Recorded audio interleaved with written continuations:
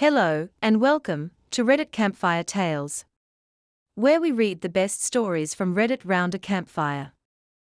In this video, we have two stories to share with you. Am I the a-hole for calling my coworker a creep after he asked about my husband's genitals and our sex life? Am I the a-hole for confirming I am a mom of one when I have two stepkids?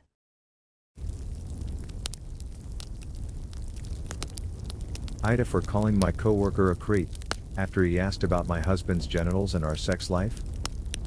My 37F husband, 37M Vincent, is paraplegic and has been since he was in a car crash when we were 14. If it's at all relevant, we've been best friends since we were 9. He, of course, uses a wheelchair and by now is pretty used to either awkward looks or, usually, innocent questions about what happened, if he can feel anything, etc. This morning/early afternoon, my work had a little party thing for us all to celebrate, because it's the anniversary of the veterinary hospital I work at. It was a barbecue picnic thing at a local park, for everyone who works there and their families. I've worked there about 10 years, and know everyone there quite well, as does Vincent, so we were pretty happy to have a nice lunch. Miles, late 20s, M, is the new receptionist at the clinic. He's been here since February, or maybe March, not long, anyway, while the other 9 people who work here have been here at least 2 years or so each. Miles generally seems like a nice guy, but he can be pretty nosy at times. In general, that doesn't really bother me, everyone has their quirks. Today was the first time Vincent and Miles met. Miles had a lot of nosy questions for Vincent. What happened? Can you really not feel anything below your waist? Was it hard finding an apartment around here? Is there an abrupt line where you can feel everything and then nothing, or is there part of your body where you can kind of feel something, but not completely, like when your foot is asleep?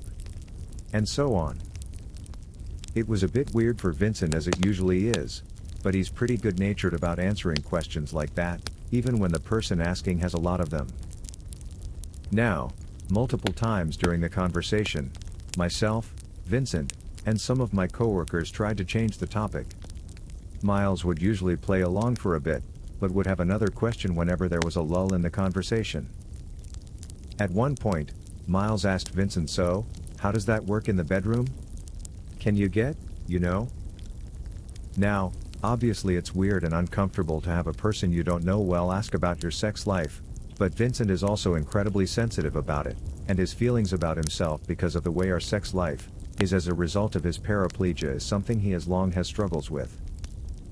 For the record, I absolutely love our sex life, but still, he feels bad about himself. I immediately said, "Miles, do you have to be such a creep?" Miles then got upset and told me that I was being an ass for leaping to that. Then Vincent and I left pretty shortly after.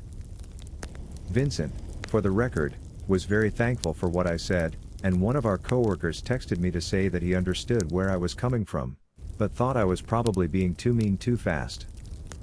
Am I the a-hole?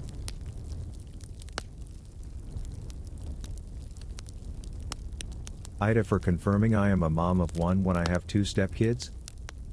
This incident happened after my stepdaughter's graduation, in June. My husband's friends had a barbecue to celebrate my stepdaughter graduating from college, and they had family members and family friends, including some new ones who did not know us very well. While there, one of the new family friends commented to my stepkids that their parents, meaning my husband and I, must be so proud. My stepkids said their dad was their only living parent, and I was not. She was apologetic and said she thought I was their mom. They said I am not their mom, or their parent, and they did not appreciate the assumption. My mother-in-law overheard this and stepped in. She directed the friend away from them, and into a conversation with others. Eventually, this family friend made her way to me, and mother-in-law came over. Mother-in-law decided to tell the friend that the kids were wrong, and I am a mom of 3. The friend looked very awkward and confused. I told her that the kids were right. I'm mom to one, the son my husband and I share, and they are my stepkids. She thanked me for clearing that up, saw my mother-in-law was pissed, and excused herself.